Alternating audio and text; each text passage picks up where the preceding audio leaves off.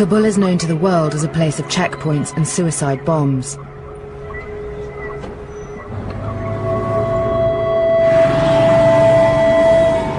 But it's a city with a hidden side. We're in West Kabul, in one of the poorest parts of the city, one of the highest rates of unemployment.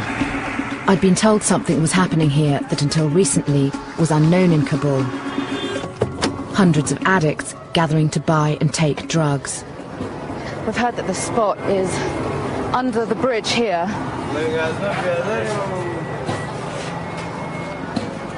Salam. Right, this is the bridge. And there's a really, really bad stench. It's a dried riverbed here, full of rubbish. Alarmingly. Oh, wow, look at this scene. There are a few hundred men here, crouched among the rubbish and looking at the floor. It's just full of needles, and you can see people using all around me. The men were happy to talk to me. They told me that over 600 addicts use drugs here every day, and there are over 20 spots like this throughout the city.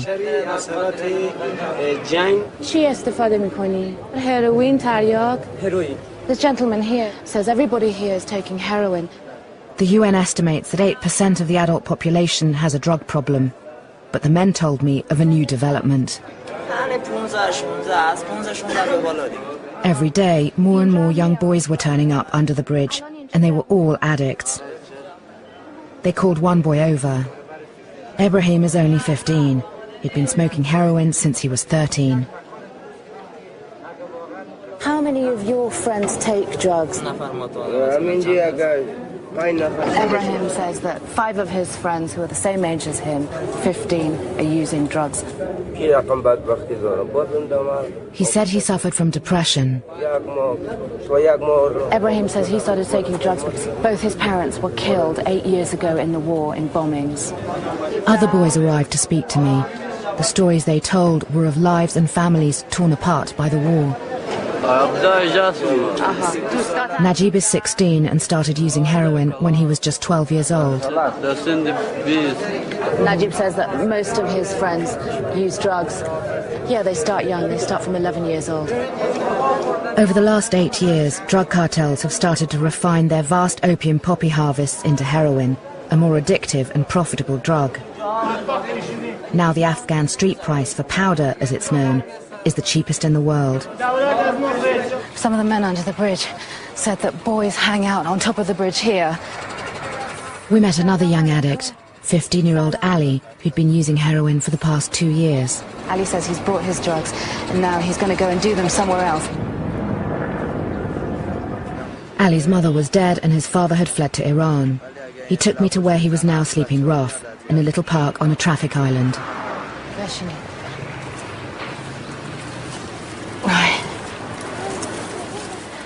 Ali preferred smoking away from the squalor under the bridge. He'd bought a wrap of heroin, about a gram, for just over £1. I wanted to know why he was so heavily addicted at such a young age.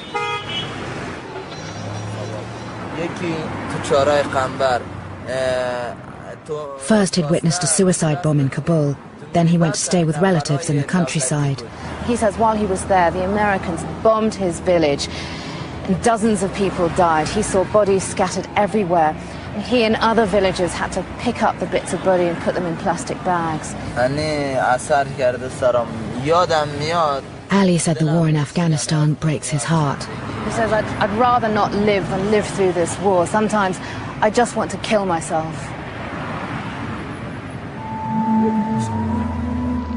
The psychological damage of the war and the flood of cheap heroin have contributed to addiction rates doubling in the last 5 years. We were told that the problem was so severe among the child population that some were taking desperate measures to fund their habits. One child agreed to meet us at a safe house and asked for his identity not to be revealed. Mukhtar is 13 years old and started taking heroin after his parents were killed by shelling in the city. He explained how he came into contact with the drug. From the age of 8 years old, he used to be paid money by drug addicts to guard them when they were doing their drugs. He started to smoke when he was 9, and soon he was struggling to feed his habit. Mukhtar, how do you earn the money for drugs? He pays for heroin by working as a child prostitute. Mukhtar says there's a man who looks after me. I stay with him at night, and that's how I get money for drugs. At 9 years old, did you know what was happening to you? Did you know what sex was? Mukhtar said he'd learnt about prostitution from other users. He says that children are selling their bodies here because there are no jobs, there's no work, many of them addicted. What would happen to you if people knew? He told me that homosexual relationships and prostitution are taboo in Afghanistan. They're looked upon very badly, and if you're caught, you could be shot dead.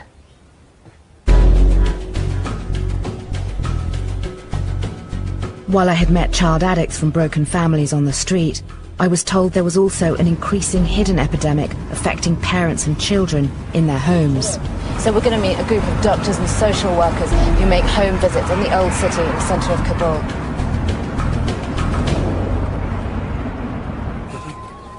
In this deeply conservative society, drug addiction is seen as a dishonour. So the Najat medical team have to visit families who are too ashamed to seek help. I asked Dr. Shinkai Minawal how bad the drug situation was among families here.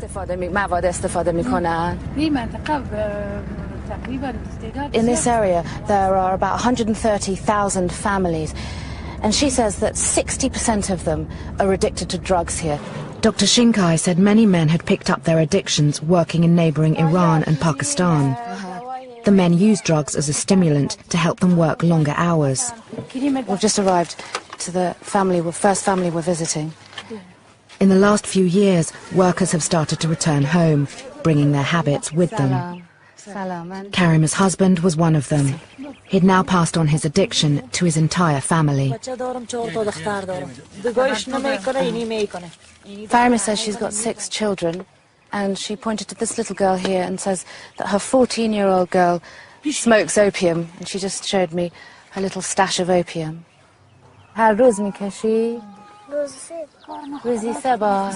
Farima says she smokes opium every day, 3 times a day. According to the UN, half of all drug users in Afghanistan give opium to their children. Everybody stopped talking now because somebody's at the door outside, and they've become very nervous. There's a lot of stigma involved in drug addiction. We've been told we have to stop filming, we have to leave. We've got to put the camera down now.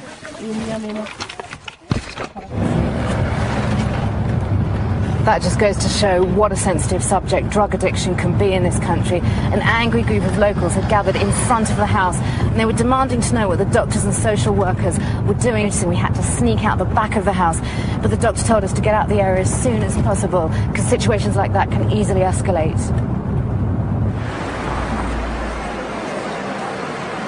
We just spoke to the doctors, and they told us that they've made it back here to the centre. Dr.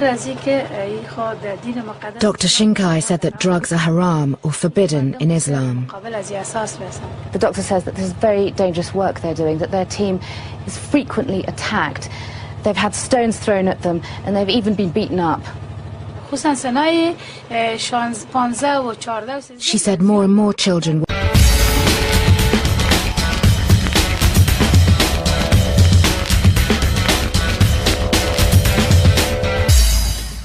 becoming addicted because the country is awash with heroin and opium. The doctor says if the government doesn't do anything about this situation, Afghanistan is going to face another disaster. I was about to discover another reason why drug addiction is destroying Afghanistan's children.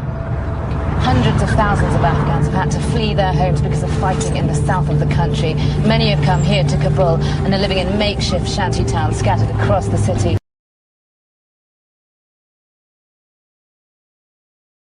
The Charhaya Gambar camp is home to over 5,000 people who have fled fighting in Helmand province. Most have no access to hospitals or schools. I'm going to meet a man from a charity called Ashiana that provides basic services for the refugee camp. And he's going to take me in, introduce me to some families. Salam alaikum. Salam alaikum. Name man Ramita has.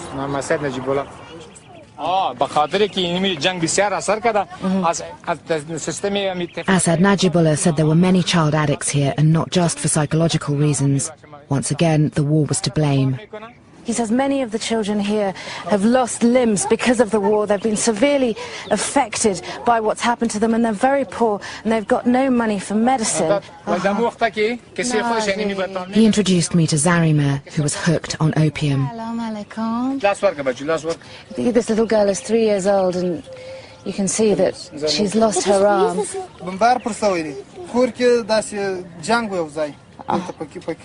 Her brother told me that their village had been attacked. There was fighting between the insurgents and the government, and then all of a sudden everything in sight was bombed. They didn't care whether they were enemy or not. They bombed all the civilians, and that's when his little sister lost her arm.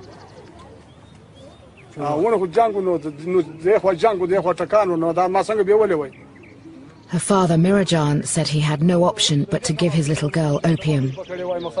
He says, I couldn't get to a doctor, there was no medicine, what could I do? Since then, Mirajan had tried to stop giving her opium, but she'd suffered severe withdrawal symptoms.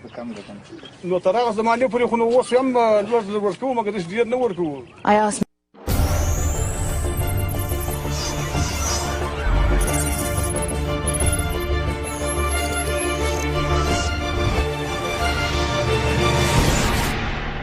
Documentary TV. Mirajan when he thinks Zarima will stop taking opium, and he just said simply, well, I'll have to give her opium because she's an addict. Najibullah took us to meet another family. Salam alaikum. Gul Jumeir is also addicted to opium. Her father told me what happened. Said Ghulam has just showed us his 10-year-old daughter here. A bomb hit their house during fighting. He lost 4 of his children. 2 of his children were badly injured, including Gul Jumeir. Sangin.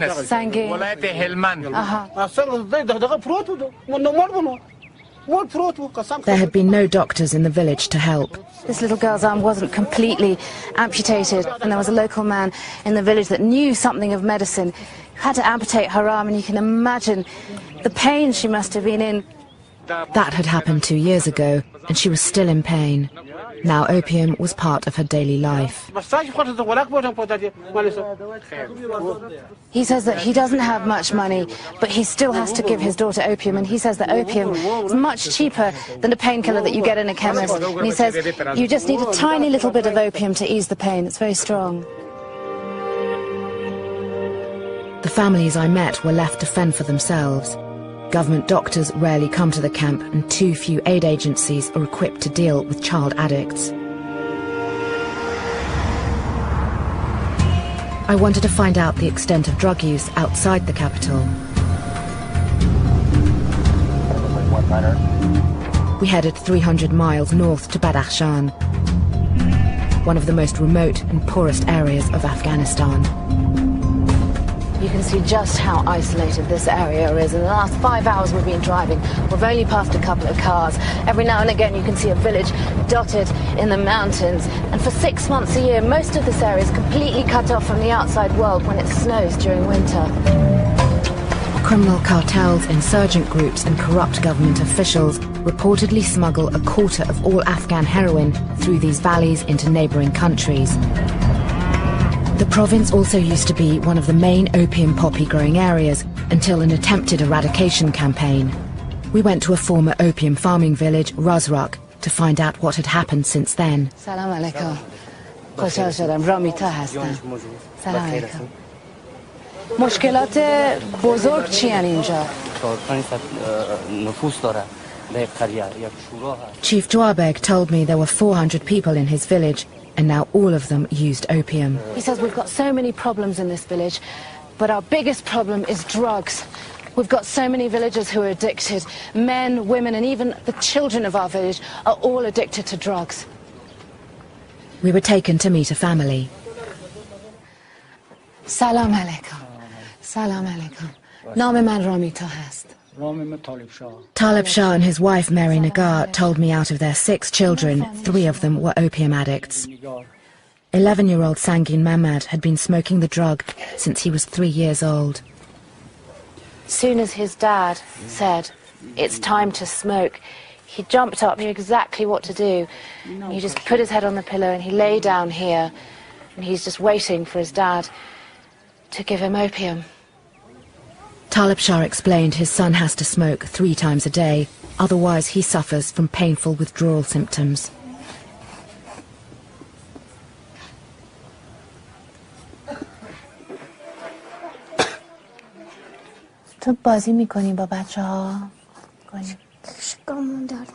I'm just talking to Sangin Mamad, and it's really sad because he's just a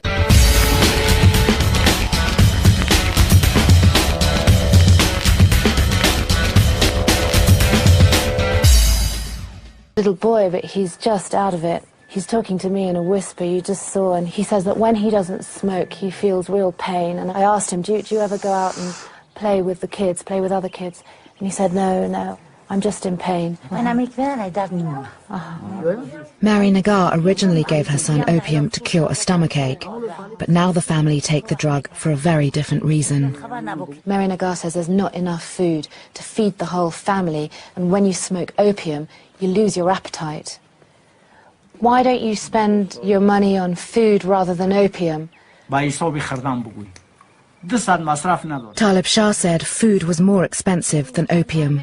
To feed the whole family for a day costs about £3, but to buy about this much opium, which lasts a day, costs about £2. And when they take this, they feel less hungry, so they eat less. Do you have food in the house now? Mary Nagar just brought me over to show me what food they've got to eat tonight. There's this flask of tea and just these 2 pieces of dried old bread. And this is to feed 9 people in this family. Mary Nagar saying this bread is all we've got. We've got nothing. No meat, no fruit, no vegetables. Hichi, nothing.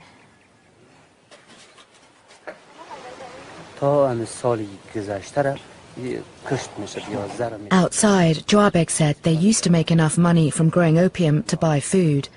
But since the government destroyed their opium crops, they had lost their livelihoods. Along with not being able to provide themselves with food, he said they no longer could afford basic medicine. Opium here is the answer to everything. They rely on drug dealers that come round from village to village, he says, selling the drugs, and they service the whole area. Joabek said what worried him the most was the rising number of child addicts in the village. The chief said it will be a disaster if the children of the village are not treated for drug addiction.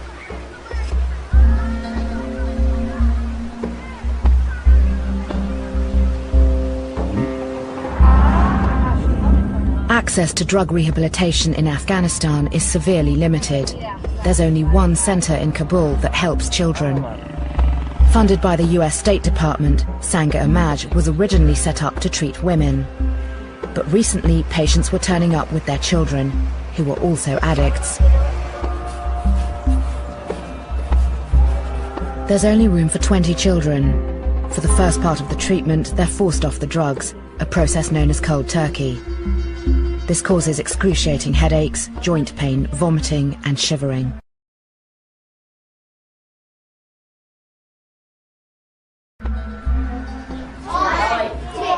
I was taken to see a new arrival, 9-year-old Qalandar.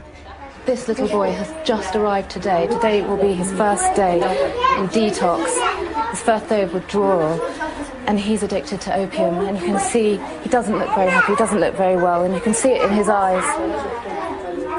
The children here were at varying stages of their 45-day treatment. Most of them were from poor families whose parents had heard of the centre through word of mouth. چند سالشونه؟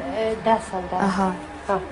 یا برادر هستن یا غیر مستقیم است. The teacher's just been going along the row of children, telling me how old these children are, what they're addicted to.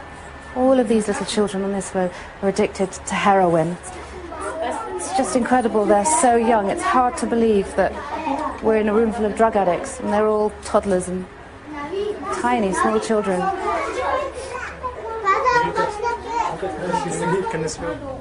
I spoke to some of the children about their experience.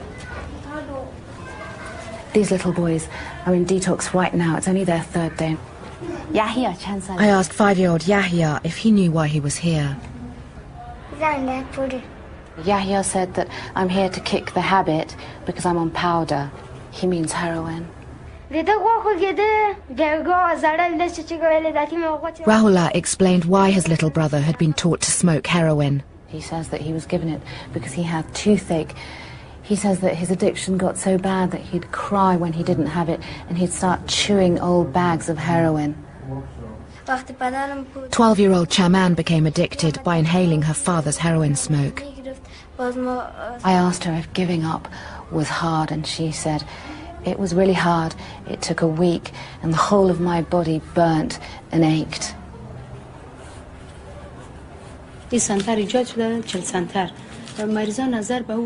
One of the doctors, Latifa Hamidi, said in the past 2 years there'd been a 60% increase in the number of child addicts turning up. She told me the future of the country was at stake. The doctor says there's going to be a generation of drug addicts that need help, that aren't going to be able to work. Chaman was at the end of her treatment and was now being allowed to return home. Her mother Layla had come to pick her up.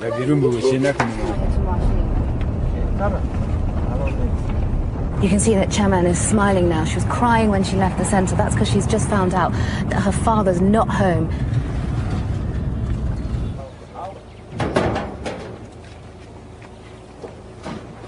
Chaman's father became addicted to heroin while working in Iran. When he smoked at home, drug dependency spread through the family.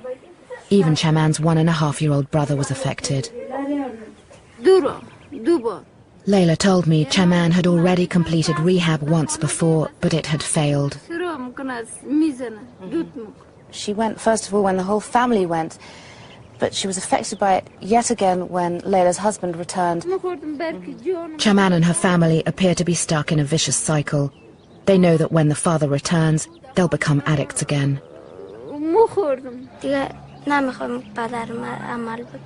All Chaman wishes for in her future is that her father stops using heroin.